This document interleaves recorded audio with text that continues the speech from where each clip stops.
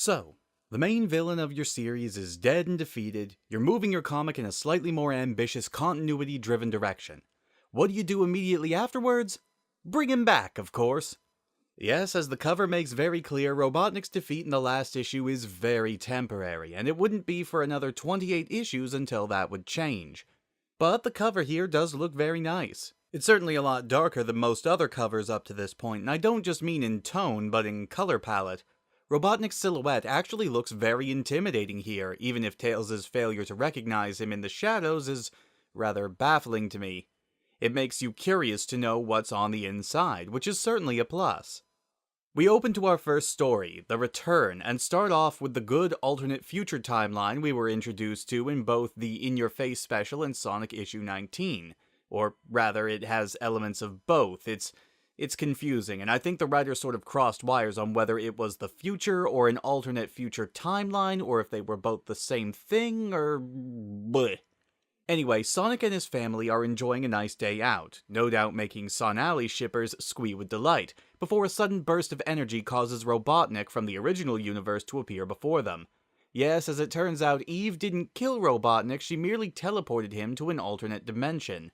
But before Sonic and Sally can even get over their shock of someone who, in their time, is long gone, a bolt of lightning suddenly transports him away again, to a far-off space station, where what's left of Robo-Robotnik, basically little more than an AI backup of Robotnik's mind now, is waiting.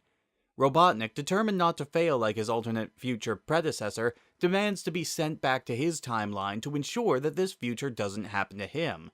It's a brief scene that, in the context of the greater story, doesn't help with much aside from getting Robotnik back to the main timeline, but it's a very nice nod to continuity of a few other stories, and provides some nice bits of foreshadowing for what will be coming much later down the line, even if I don't think the writers were planning that far ahead. In fact, given what happens after the 50th issue, I know they weren't.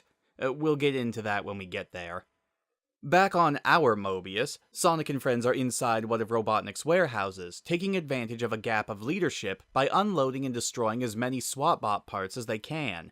The question of Snively potentially taking up Robotnik's place comes up, but Rotor points out that it really depends on how much information Robotnik trusted Snively with while he was still alive. And it turns out not much, as we see Snively throwing a tantrum and lamenting how Robotnik did in fact keep him in the dark on most of the operations of Robotropolis. In his grief, Snively declares that Sonic has finally won it all, and that very specific phrase triggers Operation Wasteland. An automated recording of Robotnik starts playing, declaring that if he can't have Mobius, then neither will anyone else. All of his SWAT bots and mechanized weapons activate and begin to destroy everything in their path, determined to destroy the entire world.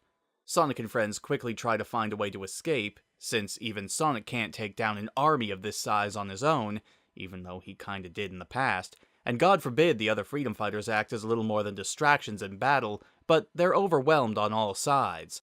Meanwhile, Snively is being attacked by some SWAT bots, but he is saved by the sudden arrival of Robotnik, who quickly explains that Snively uttered a trigger phrase that set Operation Wasteland into effect.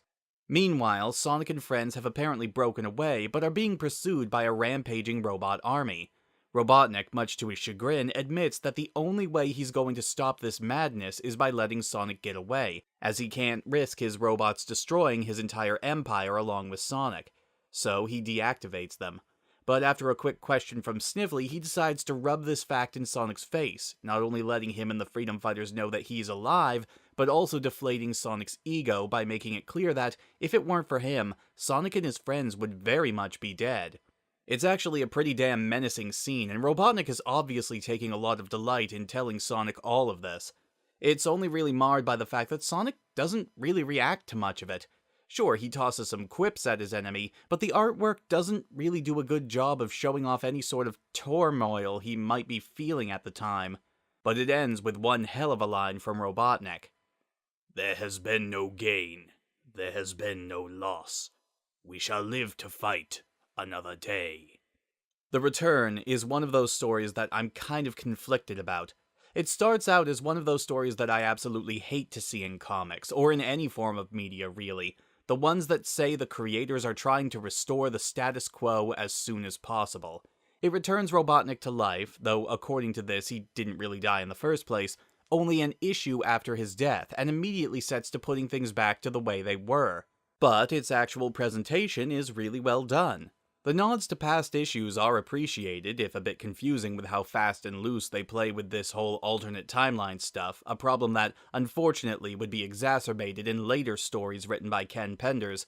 But the setup is still solid, and it has some great moments for Robotnik, well and truly showing that this is a much more serious, much more threatening version of him now, not the more harmless and comedic version we've been seeing up to this point.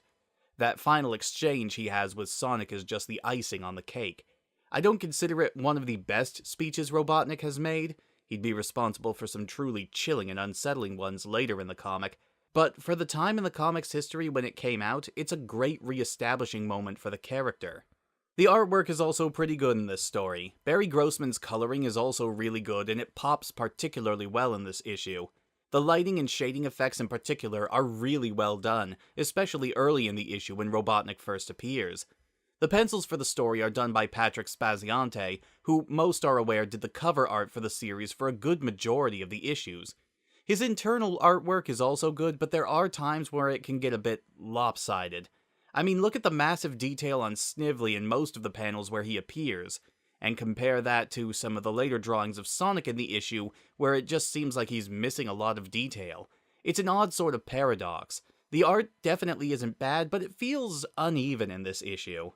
We do have a backup story in this issue, and it seems to follow the current trend in having a humorous story to counterbalance the more serious one we got beforehand.